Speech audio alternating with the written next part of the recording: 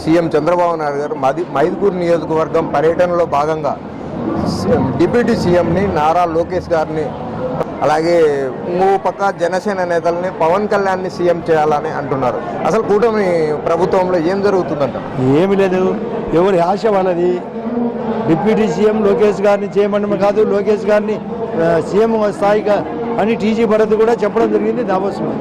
పవన్ కళ్యాణ్ గారు కావాలని జనసేన వాళ్ళు అడుగుతుంటారు కొందరు. ఇది సమిష్టిగా జరిగే నిర్ణయము, ఎవరి కొద్దీ వాళ్ళు మాట్లాడడం సహజము.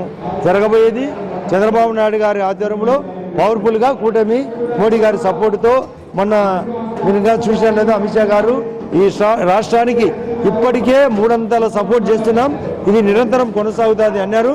ఇది అందరం కూర్చొని నిర్ణయించాల్సిన అవసరాన్ని ఎవరి కొద్దీ వాళ్ళు ఉత్సాహంగా మాట్లాడచ్చు కూడా. అంత మాత్రాన కూటమికి ఎలాంటి బ్రేక్ లేదు. నారాయణమడుగు నియోజకవర్గంలో గత 5 సంవత్సరాల వైసీపీ పాలనలో ఎటువంటి అభివృద్ధి జరగలేదు. కాకపోతే ప్రభుత్వ ఆస్తులకు సంబంధించి కావచ్చు, ప్రభుత్వ సంపదని దోచుకున్నారు. వాళ్ళపైన ఎటువంటి చర్యలు తీసుకోబోతున్నారు? అసలు కంప్లైంట్ భారీగా చేయడం జరిగింది. ముఖ్యంగా జమ్మలమడుగు మండలంలో జరిగింది దోపిడీ. ఎక్కడ వీలుంటే వాళ్ళు వైఎస్ఆర్ పార్టీ వాళ్ళు భూ కబ్జాలు చేసినారు. దానిపైన టాస్క్ ఫోర్స్ కూడా అప్పచెప్పినాం. రెవెన్యూ టాస్క్ ఫోర్స్ సదస్సులు జరుగుతున్నాయి. కలెక్టర్ గారు సీరియస్గా టాస్క్ ఫోర్స్ వేయడం జరిగింది. కలెక్టర్ గారి ఆధ్వర్యంలో మొన్ననే సజ్జల రామకృష్ణారెడ్డి వాళ్ళ యొక్క బ్రదరు ఇక్కడ 53 ఎకరాలు ఫారెస్ట్ ల్యాండ్ చింతకొమ్మదిలో ఆక్రమించిన దాన్ని కూడా రాయడం జరిగింది. ఇది టోటల్గా కబ్జా అని. కాబట్టి ఇలాంటి కబ్జాలు ఎక్కడ మేము అలో చేయం కూడా. సీరియస్గా ఉంది.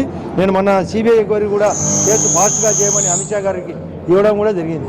అది నేను అక్కడి నుంచి స్టేట్మెంట్ కూడా ఇవ్వడం జరిగింది, పత్రికల్లో కూడా వచ్చింది కూడా. అయితే స్వయంగా పవన్ కళ్యాణ్ గారే కడప జిల్లా విజిట్ చేసి ఇలాంటి భూ కబ్జాలపైన చర్యలు తీసుకుంటామనే ఆరోపణలు వస్తున్నాయి. నిజంగానే అలా జరుగుతుంది? 100% రాష్ట్ర వ్యాప్తంగా, అందులో ముఖ్యంగా జమ్మలమడుగులో కానీ కడపలో కానీ జరిగిన భూ కబ్జాలపైన నిఘా కూడా ఉంది.